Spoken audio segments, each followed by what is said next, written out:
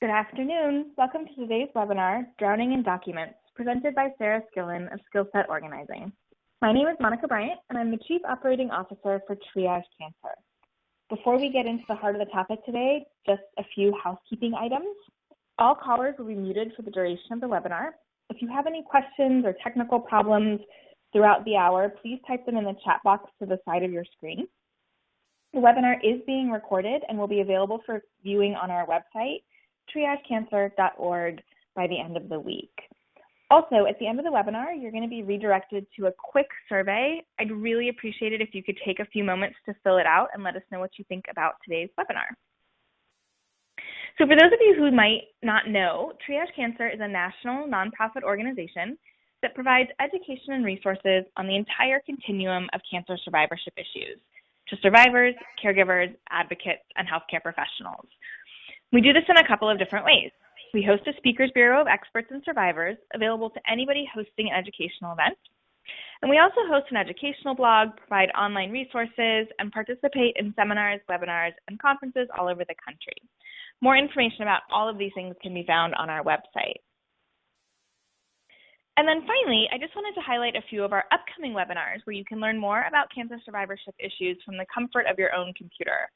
Our next webinar will be on the nuts and bolts of disability insurance, followed by an inspirational session on resilience. And in May, we're hosting a new session for Triage Cancer about building a family after cancer, where two of our speakers who have firsthand expertise in the area will be breaking down the options for those hoping to build a family after a cancer diagnosis and treatment. So please visit our website, triagecancer.org, for more information and to register. So on to the topic at hand, I'm honored to introduce Sara Skillen. Sara is the founder and owner of SkillSet Organizing. She's a certified professional organizer, as well as an Evernote business certified consultant. She truly is an expert in helping individuals learn how to manage their stuff, their time, and their technology. And today specifically, she's going to talk to us about dealing with the inevitable mountain of paperwork that accompanies cancer treatment. So without further ado, I'm going to go ahead and turn it over to Sara. Sara? Thank you, Monica, and thank you all so much for joining me this afternoon, and thanks to Triage Cancer for inviting me to do this today. I'm really looking forward to sharing some things with you and hope you get a lot out of it today. So just as by way of intro, organization is something that's rarely taught. Professional organizers assist clients with getting their surroundings under control and setting up efficient systems for them to reduce their stress, cut back on the chaos, save them some time, and ultimately save them some money. And there are all types of disorganization, but in particular, I tend to deal with a lot of what we call situational disorganization with my clients. And that just simply means that the client has experienced some sort of a major life event, and it could be positive or negative. It could be the birth of a child. It could be a move. It could be a cancer diagnosis. It could be any number of things. And even the best of us will end up dealing with some sort of situational disorganization at some time in our lives. And so it's one of the things that brings me a lot of joy to work with people and help them through those times. And one of the things that I notice more than anything else, I think, is the pileup of paper. It is one of the biggest sources of frustration among my clients. And so I actually started giving a version of this program that I'm going to do today. I started doing it about 2 years ago, and I've done it in different forms for different audiences, tweaking it each time for the folks I'm going to be speaking to. And it's really been a very popular program. And I think it's because it's something we can all relate to. Having a desk that you can't even see the top of, having an overflowing mail bin, getting tons of bills and insurance documents and coupons and receipts and discharge papers and all kinds of stuff. And it gets to the point where we just don't know what to do with it. So despite the fact that we talk about living in a paperless society, we really are nowhere near that. The big issue is the paper, and I'm going to cover 3 specific areas today where we have difficulty controlling the inflow of paper. The first is the mail. The second is what I call life paper. In other words, things that just, again, this can be due to situational disorganization. It could be school paper that comes home from a child's school. It could be legal documentation, all those other pieces of paper that may or may not have some importance in our lives. And then finally, I'm going to talk about our own bad habits when it comes to paper and how we deal with it. All right. So we are so not paperless. Like I said, we talk all the time about this, but paper is not in any danger of going anywhere.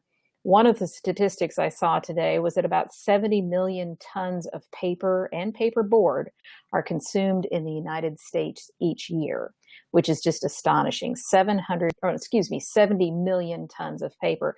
That works out to North Americans consuming an average of about 500 pounds of paper each on an annual basis.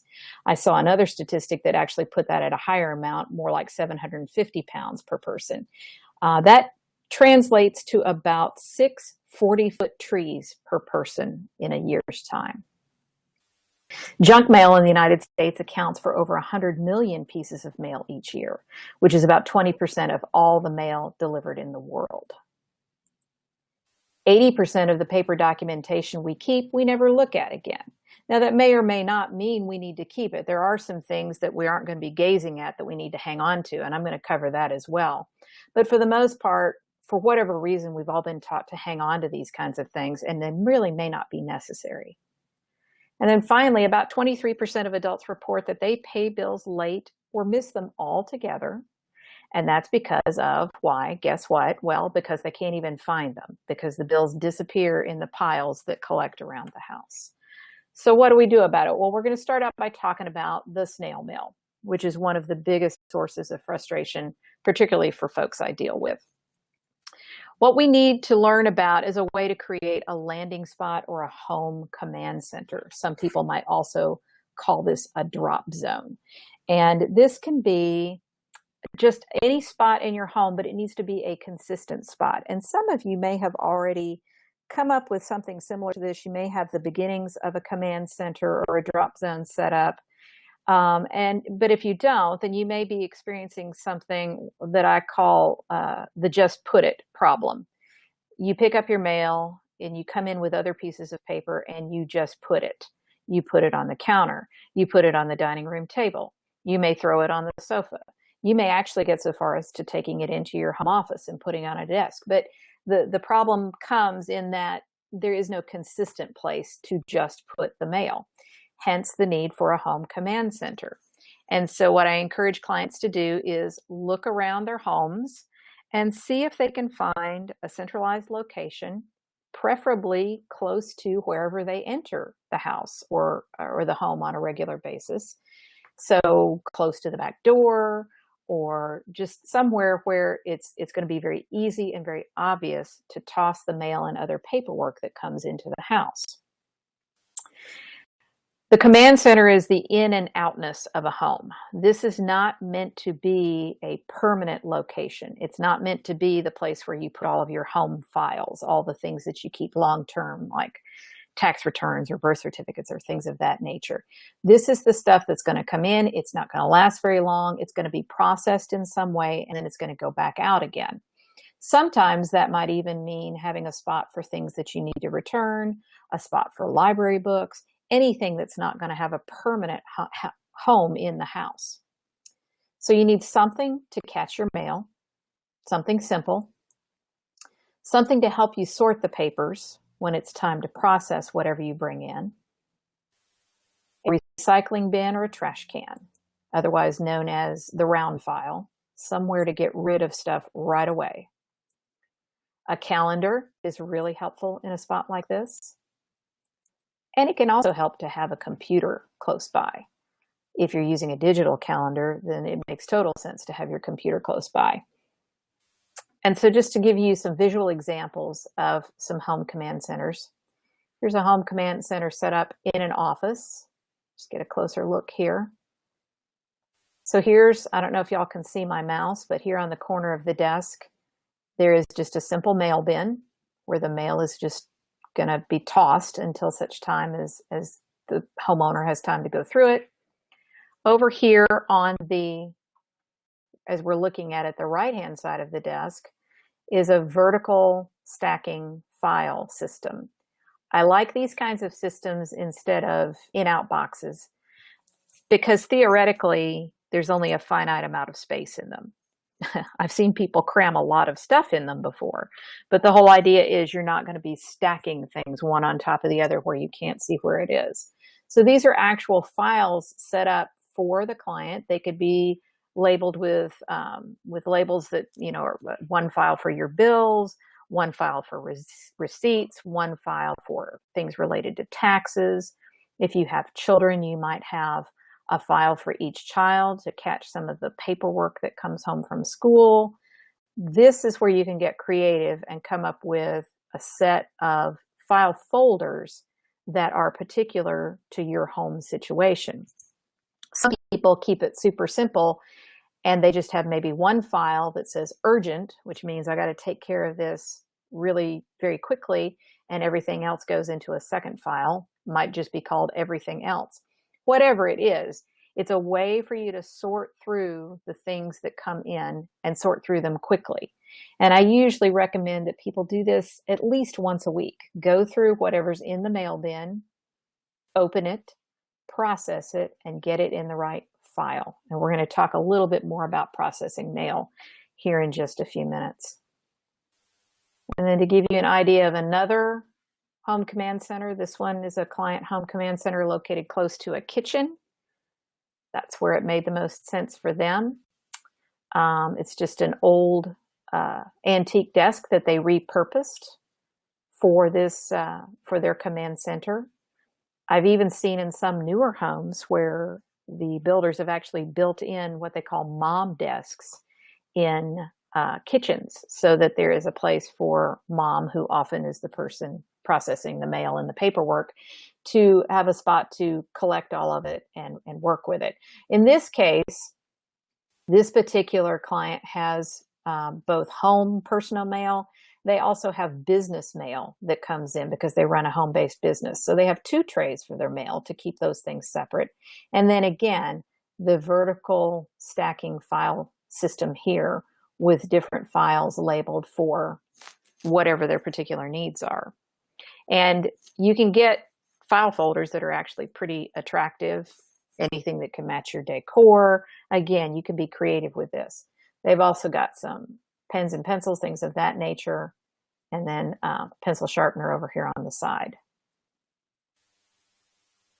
Okay, so once you've set up your command center, you got to figure out how to process what comes in. And the biggest thing, of course, is the mail. That's the biggest stack of paper that comes in most homes.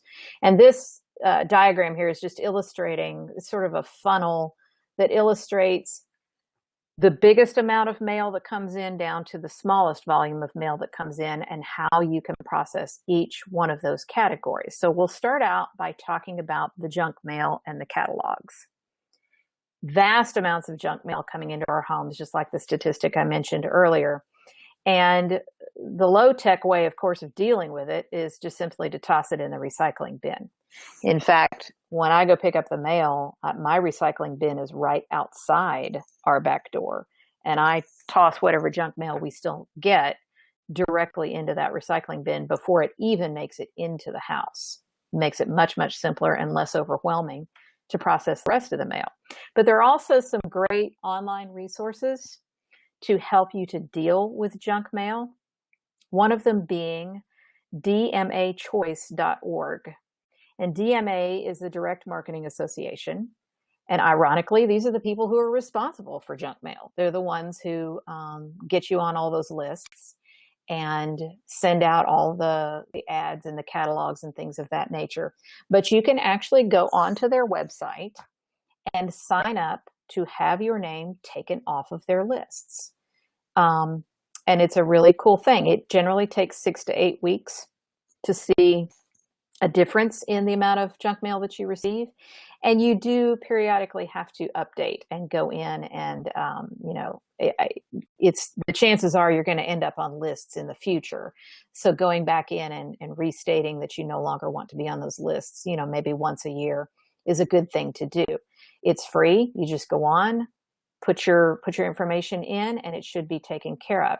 You can also, just as a point of interest, you can also register people who are no longer able to process mail, and people who may be in assisted living situations.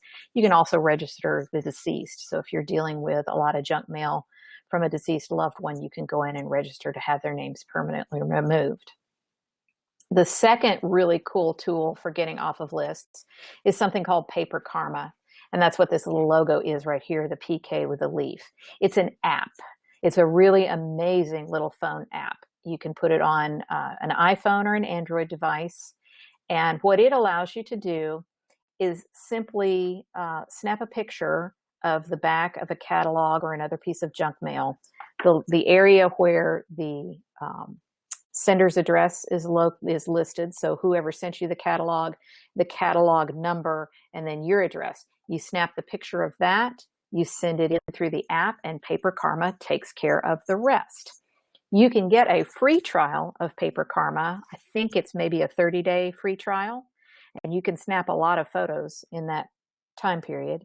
But you can also pay, I think it's $1.99 a month or $9.99 a year to be able to have unlimited things that you get off of your list.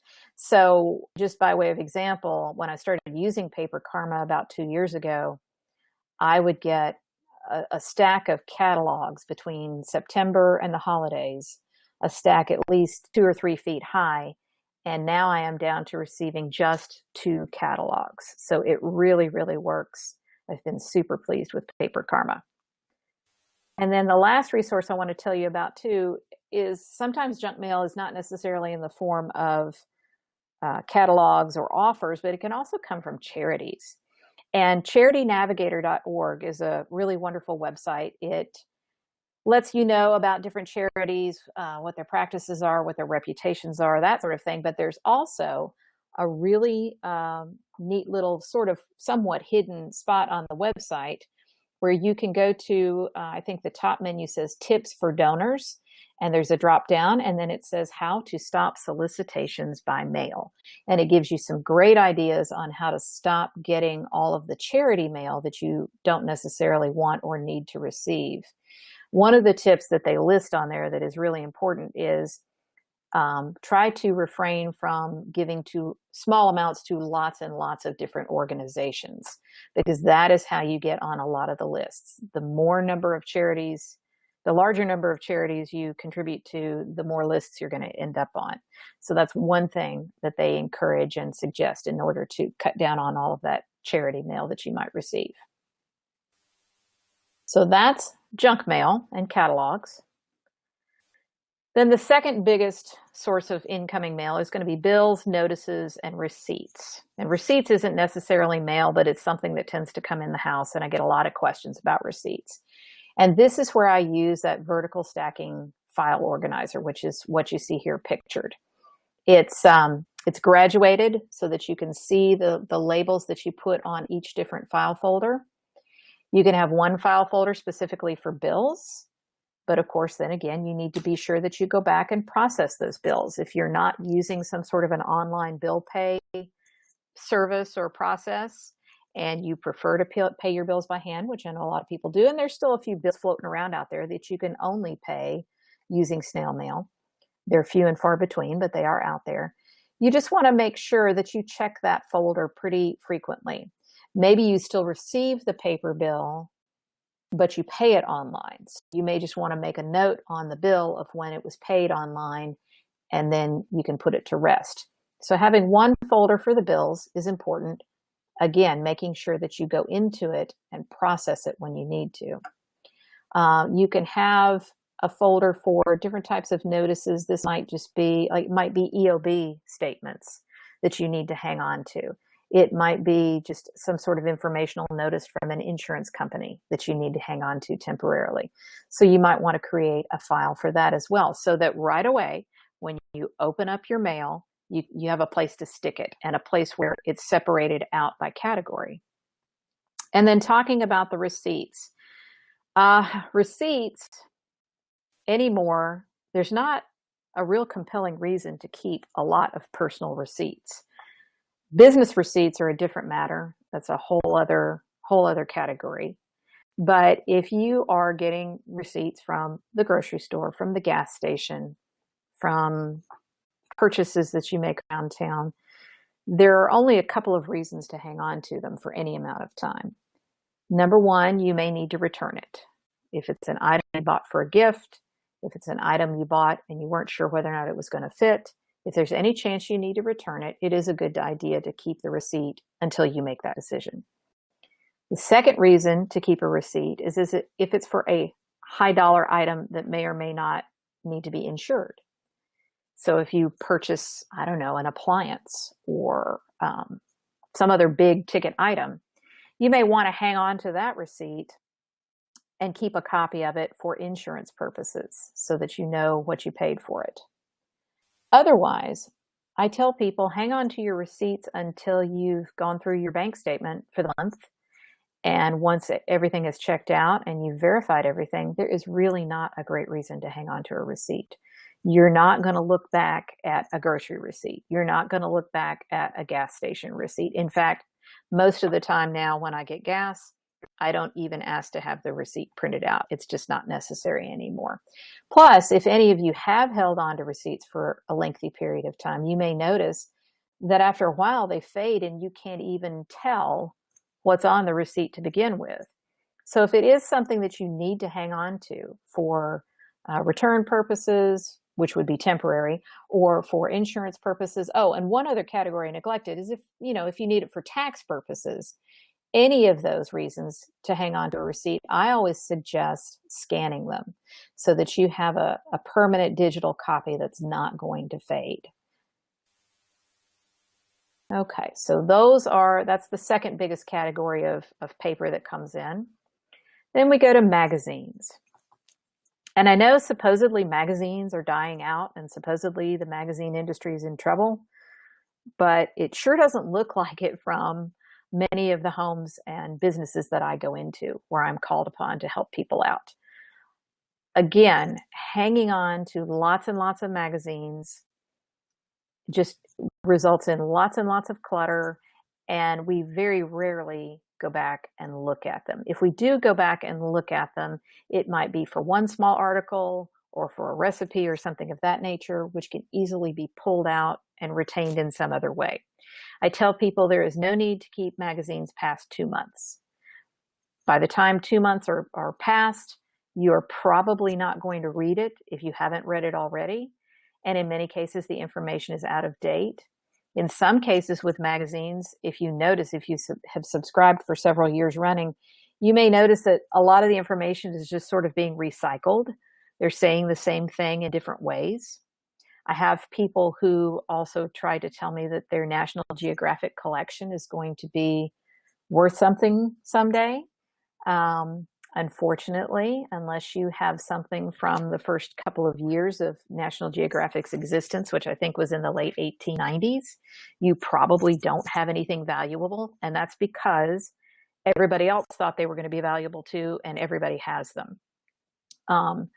And they can also be accessed now online or in CD sets. So it's very rare that anybody needs to hang on to a magazine for some sort of value reason. The other thing I tell people about magazines is if you aren't reading it on a regular basis, you probably need to just go ahead and unsubscribe. You need to go ahead and cancel the subscription. You need to resist the temptation to subscribe to more magazines. Like we've all had the experience of the sweet neighborhood child who comes to us selling magazines for their school or some other organization. And what I always tell people is, offer to make a donation and just ask them to not try to sell you the magazines because, again, they just pile up. Most people I know don't have the time to read them. They might read one or two that they're very fond of, But if you've got 5 or 6 or even 10 magazine subscriptions and you're not reading them, you need to take a hard look at it. The other option too is to get an online subscription. I know not everybody is as keen on that. People like to have the physical magazine in their hands, but it is an option to consider. And then finally, you've got the things that you actually want: letters, cards, invitations, things that make you happy, things that have some personal meaning, that don't have anything to do with paying a bill. And so this, unfortunately, is the smallest category of mail that we tend to receive. And if you receive an invitation, let's say to a wedding or to a party, RSVP as quickly as possible and put it on the calendar. Then you can let go of that invitation. Some people, if there's like a little card that you need to hang on to for the reception or something like that, you might need to hang on to that. But RSVP as quickly as possible and then get rid of the card as soon as you possibly can. There's also a way to recycle cards. So I have clients who get hung up on the idea that Christmas cards and thank you notes and things of that nature, they want to hang on to them. And some of that is, I think, because in many instances they're getting rarer. Fewer and fewer people are actually sending nice cards, and it is nice to receive one. But then once you've read it and enjoyed it, there's sort of this conflict. Do I just go ahead and pitch it in the trash? What if it has pictures of someone's children on it? That sort of thing. So there's a little bit of a struggle. I have people who collect Christmas cards or other types of holiday cards, and I say, hey, that's fine if you've got a place to store them where they're not getting in your way. And card boxes, the boxes or photo boxes that you can get at most craft supply stores are a great way to store those types of cards if you want to keep them, again, as long as they're not getting in your way and getting out of control. But there's another option that's kind of cool, and it's an organization called St. Jude's Ranch. It's not the same thing as the St. Jude's Hospital. It's stjudesranch.org, and they actually have a recycled card program where you can send them your used greeting cards, and they always have specific needs, and they usually list those on the website. And then they have kids who will actually take these cards, recycle them, turn them into new batches of cards. They basically take the front attractive part of the card off, put it onto a new blank backside of the card, and then they sell those to raise money for their organization. So you might want to check out stjudesranch.org if you struggle about what to do with all of those nice greeting cards. Okay, so you've gotten through your mail. You've processed everything. Again, this is sort of the in and out type paper in the home, but some of this paper may actually have to make its way into a more permanent type of filing system. And that's where I get to what I call life paper. And life paper comes from a variety of sources. This might be legal paperwork, financial records, real estate paperwork, vital records, anything that shows ownership of something, and of course, medical records. And these kinds of things do have to be sorted, preferably on, I would say, a quarterly basis, but at minimum, a yearly basis, to go through, determine what needs to be held on to, and what needs to be filed in a more permanent way. And there's all kinds of filing systems out there. There are digital systems, there's hard copy systems, and I'm going to go over some of those things. But first off, you need to kind of set yourself some ground rules so that you know how to deal with what's coming in. And the first part of that is document retention. I get the questions all the time. How long am I supposed to hang on to blank? And unfortunately, the answer to any of that is not particularly simple. The only thing I can tell you that is consistent from expert to expert is that vital records should be held on to forever. So your birth certificate, your marriage certificate, divorce decree, military records, social security card, passport, any kind of vital records information, those you should hang on to for forever. And you should have a safe location to place those items. And in an ideal world, you have both a paper copy and you have a digital copy. I'm going to go over that in a minute. But let's take, for example, a really common question I get, particularly at this time of year, is how long do I need to hang on to my tax returns? And that's confusing because if you go on to the lovely IRS website, the thing it's going to tell you is that you only need to keep them for 3 years. However, if you are audited and they find something that they want to look into a little more closely, they can go back another 3 years. So that's a total of 6 so far. I think somewhere along the line, some tax professionals decided that they would add a year for good measure. And so very often you hear people say, well, you need to hang on to tax returns for 7 years. Again, not necessarily grounded in any kind of legal basis, just a good idea, a good practice. But then I was talking with our tax professional a few years ago, and she told us that we should be keeping our tax returns for forever, because in her mind, the IRS can do whatever it wants to. It can go back as far as it wants to. And so I just tell that story to illustrate that there's no hard, fast rule on any of this, really. So what I suggest that people do first and foremost is check with their advisors first. So if you work with a financial planner, a tax advisor or an accountant, a lawyer, maybe a medical professional, if you work with any of those kinds of folks on documentation, ask them, see what their opinion is. That's a good rule of thumb. And then secondly, you can search personal document retention online, and there are thousands of document retention guideline lists. In fact, usually when I Google that, the one that pops up on top is one that Susie Orman, the financial guru, one that she suggests, and hers is pretty good. It's easy to follow. It's easy to understand. It's a good starting point. And what I tell anybody is pick the one that makes the most sense to you and is relatively current. You know, you don't want to choose something online that, you know, is dated 2005. You want something that's current within the past several years. And the important thing to remember is that you have an organized and secure system, because again, remember that 80% of what we file, even though we may need to keep it, we're probably not going to look at it again. Some other things to consider is whether or not you want to have a digital system versus a hard copy system. And I tell people that in a perfect world, you need both. And the reason is you need your hard copies, your original copies of things, simply because they're original. They may have original signatures on them or notations or things of that nature. But then having a digital backup is important in case the unthinkable happens. I'm here in the Nashville metropolitan area, and some of you guys may know that several years back we had a major flood, a disastrous flood.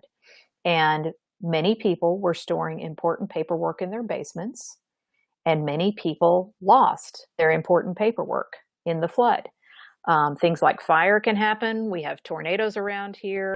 There's all kinds of disasters that could potentially occur. So having a digital system, and I'm going to give you some suggestions about that here in a minute, having some sort of a digital backup, even if it's getting somebody to scan the documents for you and then you put them on a thumb drive or a disk or something like that, having a digital backup is a really key thing. You also want to consider, as you're going through all of these documents, whether or not some of them truly need to be just shredded as opposed to being just tossed in the trash. And I tell people to invest in a good shredder. I think the cheap ones typically fall apart really quickly. So I tell people, if you can possibly afford it, get something that's between $100 and $150. It will last much longer. You won't waste your money on it, and you'll be able to get a lot of good shredding out of it. The other option would be to see if your community has some sort of a free shred day program. I know in Nashville, lots of different organizations will sponsor free shred days, particularly in the spring after tax time. And you can go take, a certain number of boxes of shredding. You can stand and watch them while they shred it. Some places might ask for a small donation that goes to a charitable organization, but that's a great way to get a huge quantity of stuff shredded. Some people can go to their work and shred things. And of course, you can pay to have things shredded, but that might be the last the last resource you check out for that. Okay, so with the life paper, going through it, making the decisions about what to keep, setting up a filing system, that's a very personal issue. And so I thought we would take medical records as an example, or medical paperwork, I guess would be a better term, as an example of how to work through one category of this life paper and get it under control.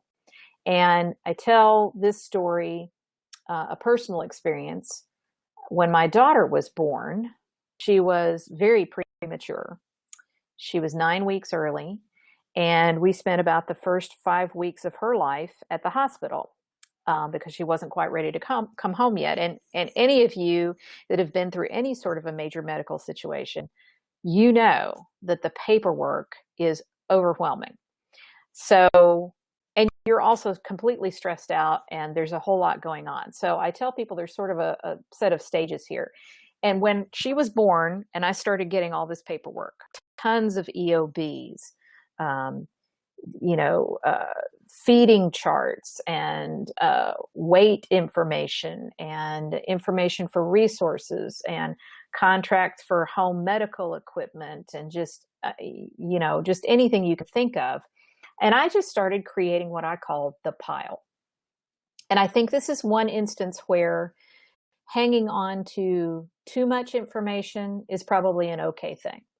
The pile is not a permanent way to maintain this.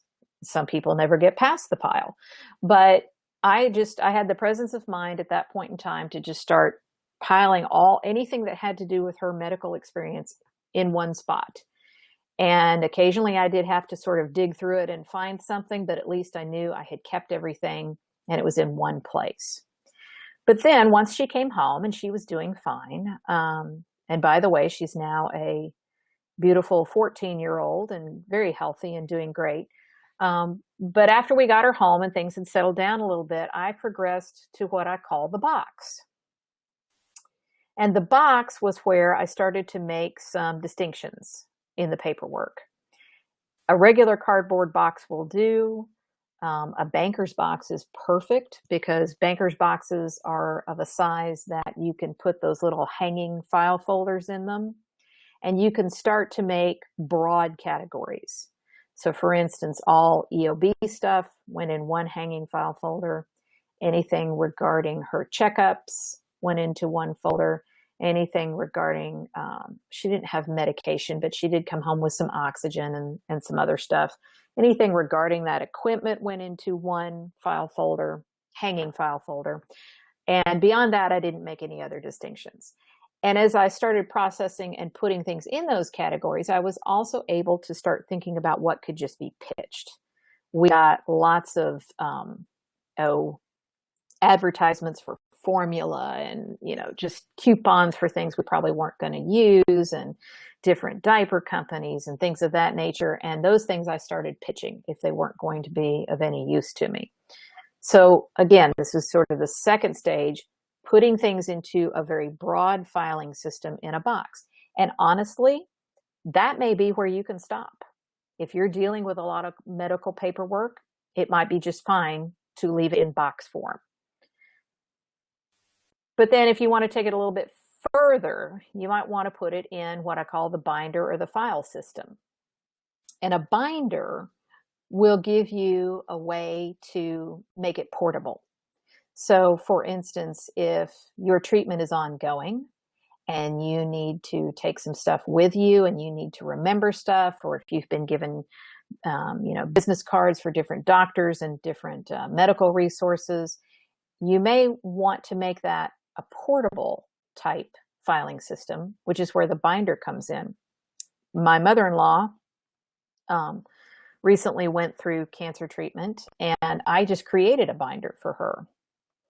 I just put in some simple tabs, put in a page where she could put business cards, for different doctors and things of that nature, some blank paper where she could write down questions that she might want to ask, and then record the answers that the doctors might give her. She could put in insurance paperwork, and she could put in any medical records, test results, and things of that nature, all in one binder. In a minute, I'm also going to show you and tell you about some binders that are commercially available and created for just this purpose, but you can definitely make one on your own. And then finally, something else to consider, even if you're not super technology savvy, is coming up with a way, again, to digitally store this information. One great resource for that is something called Evernote. And you may have heard Monica mention at the beginning of the webinar that I'm an Evernote Business Certified Consultant. If you're not familiar with Evernote, you can try it out for free, but it is a way to store and remember all kinds of little bits and pieces of information. Again, I'll give you a practical story, something I recently went through with my father. My elderly father recently spent about 10 days in the hospital and then 3 weeks in a rehab facility, and then ultimately ended up moving into an assisted living situation. And throughout that entire process, I was having to try to keep track of lots of different pieces of information that the doctors at the hospital were giving us. I went and researched 3 different rehab facilities for his recovery. And so I went to each one of them, took a tour. I took pictures. I made notes about everything I saw, who I talked to, and I put all of this stuff into Evernote. You can put pictures in it. You can scan documents, even from your phone. You can install the app on your phone and you can scan documents. I did a lot of that throughout the process.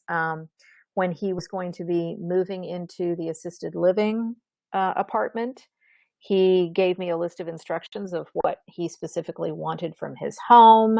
I was also able to put insurance information in, just a whole collection of stuff in Evernote. And again, it makes it portable. It gives me a way to keep it close by. I can share it with my other family members if I want to. It's a great way to collect and replace a lot of the paper information that you don't necessarily need to keep, but you do need to keep it somewhere accessible. So the technology, and there are other technology tools that will do something similar. You may even just scan information, or even just use the little notes app that comes automatically on the phone. There's a lot of ways to do that and cut down on the amount of paper that you hang on to and lug around from place to place. So resources for storing your medical or personal documentation. The first one, and I actually have it sitting right here on my desk, is called Lifebook. And I discovered Lifebook at the first Survivorville conference a couple of years ago, where I spoke, and I think that's actually where I met Monica several years back. But the Lifebook people, they have created a binder. You know, I mentioned that you could create a portable binder, and I set one up for my mother-in-law. Well, if I had known about Lifebook, I probably would have gotten this for her instead. It is a really beautiful book, and I would love to show it to you, but for some reason I couldn't get pictures of it to stick in my presentation software here, but you can go to the website and see it.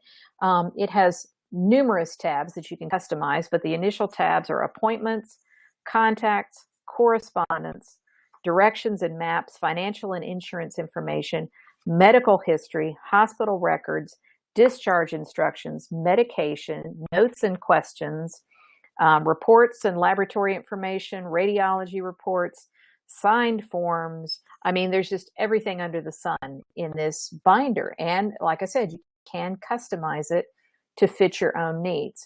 I believe the Lifebook is running $49.95. So again, you could make one for yourself, but you'll end up spending a fair amount of money anyway with the binder and the paper and the different tabs and things. So it's something definitely worth looking into if you would like to have something that's just ready-made and ready to go to handle all of your medical information. The second one is called LifeWrap. And LifeWrap can be used certainly for storing medical documentation, but it's also for overall personal documentation. The nice thing about LifeWrap is that it is both physical and digital. So the physical version, again, couldn't get my picture to stick in the presentation, but the physical version of it is a nice little plastic case with file folders in it. Each file folder has a category, and each category has a template to help you decide what to place in each file folder. Then you can create a digital replica of what you keep in your life wrap, you can also keep it digitally where it is stored on your computer. It's not cloud-based, and that's by design. They want you to just keep it locally on your computer. The hard copy version of the life wrap is also $49.95, and the digital version is $24.95. The next resources can be found at something called My PHR. PHR standing for Personal Health Record. So you can log on to myphr.com, and this is not a product. This is a website that has a lot of resources on the best practices for storing a personal health record and storing one digitally or in the cloud. It gives you information on both paid services and free services, what kinds of things you might consider keeping. Some hospitals and medical organizations have their own PHR-like systems, but one thing to consider is that they vary from hospital to hospital and from medical organization to organization. And if you move, if you change doctors, if you change out of that system, then you have to make a request to get all that information pulled out. If you create your own personal health record, you always have control of the information and you're able to hang on to it. So a great website with lots of great resources. Many of them are free. And then finally, another great document storage system, a completely digital system called Safely Filed. And there's also a component of Safely Filed called Safely MD. And what this is, and I do have a picture of this, this is an online subscription service that helps families organize and share and protect their important documents and account information. So here's a picture of what Safely Filed screens look like.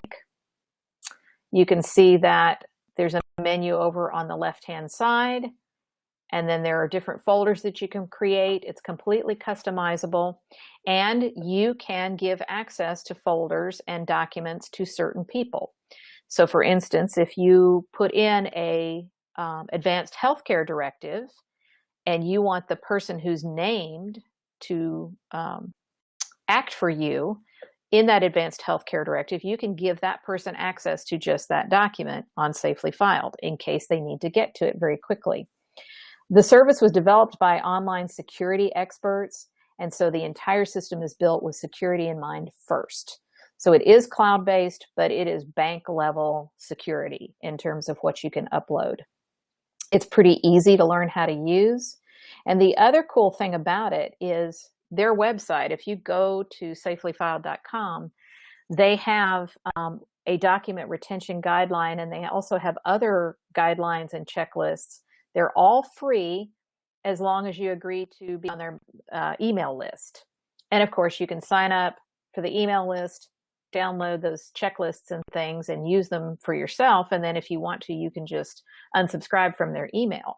But it is a really good service. It's one that I use myself. You can put all kinds of stuff, anything that you might keep in a regular filing cabinet or a fire safe box, you can keep it digitally and Safely Filed. The other component of it that's called Safely MD is a really great resource because you can input all of your information regarding medications, allergies, any special medical conditions. You can input all of that information and then actually print out a barcoded card that you can then laminate and put in your wallet. If you're ever in an emergency situation, first responders are trained to look for cards like this. They can pull the card out, scan the barcode, and instantly have that information available. So they know what your allergies are. They know what your conditions are. It's a great resource. And Safely Filed has different pricing subscriptions for different services. I think just the basic Safely Filed is running at $24.99 a year right now, but very worth it to have some peace of mind in terms of how to keep this documentation and not lose it. Okay, moving right along pretty quickly here. These are the things that I was talking about regarding your buying and your bad habits. And that's also a really big source of excess paper that I see all the time. So for instance, notes and lists. I have clients who put notes and lists all over the place.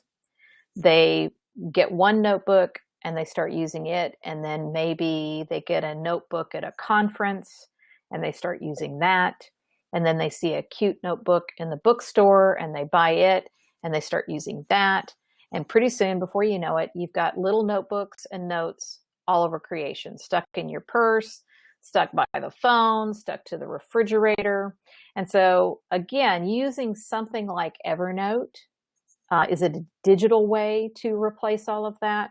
But if you have a hard time with notes being everywhere, I encourage people to actually get a small binder and put some dividers in it, and then try keeping that binder. And if the dividers have pockets in them, that's even better, because then you can tuck all those stray notes as you go around and collect them. You can tuck them into the pockets. Another problem is subscriptions. Like I mentioned earlier, subscriptions to things you never read, not only magazines, but maybe professional journals, even email subscriptions, because I know people have a tendency to get an email newsletter and then for whatever reason they print it out, and then they've got this printed extra piece of paper sitting around that again they may or may not read. So you want to think carefully on your subscriptions and make some good choices. Stop the problem before it becomes a problem. Purchases. This is bargain or impulse shopping. So you go to the big box office supply store and you get all excited and you see that legal pads are buy one, get one free.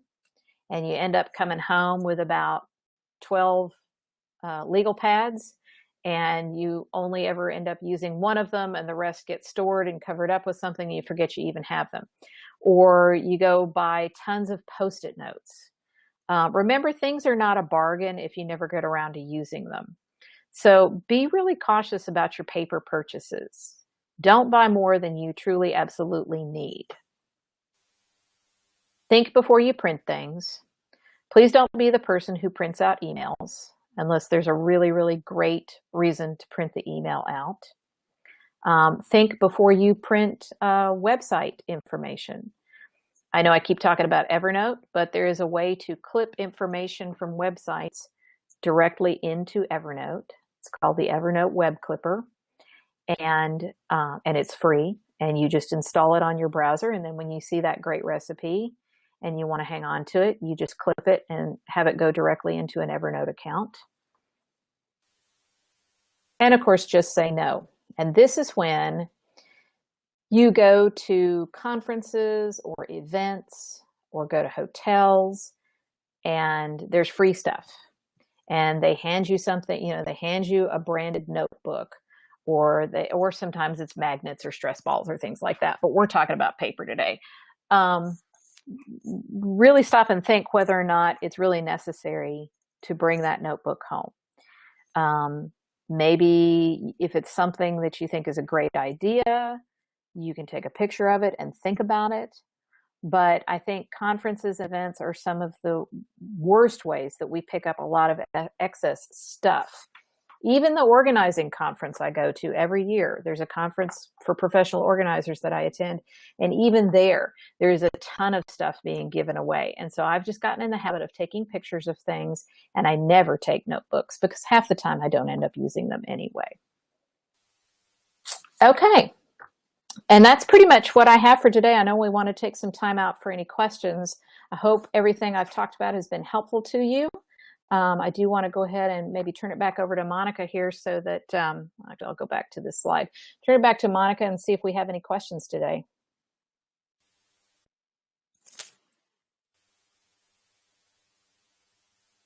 Hello. Thank you so much, Sarah. I don't know about the rest of you on the call, but I am staring at the piles on my desk and itching to start organizing. So I definitely appreciate that. We have a few minutes left.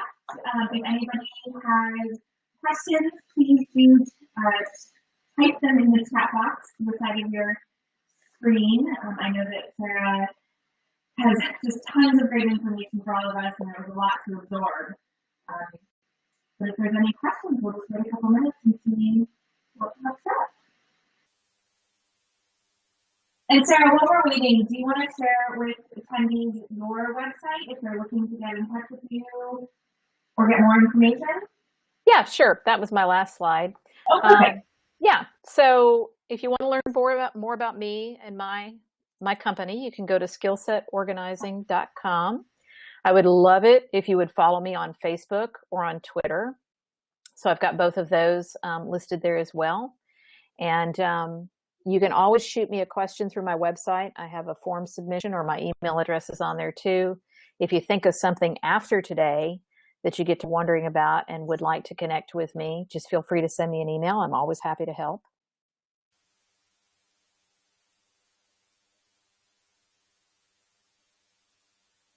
Okay, well, I'm not seeing any questions. I think people are still absorbing all of this fantastic information, but thank you, Sarah, for being open to getting questions in the future. And thank you again so much for your time today.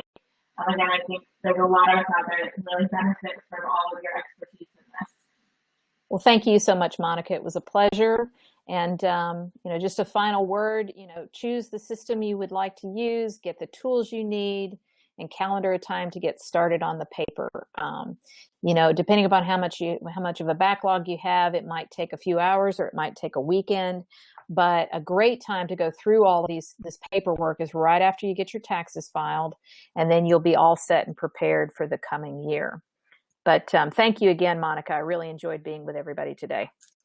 That's great advice. Thank you, Sarah, and thank you all for joining us for this hour. And remember, if you want to go back and compare anything that Sarah talked about today, the webinar will be on our website by the end of the week, and as well as all of our past webinars that Triage Cancer has hosted. So thank you so much, and have a great rest of the day.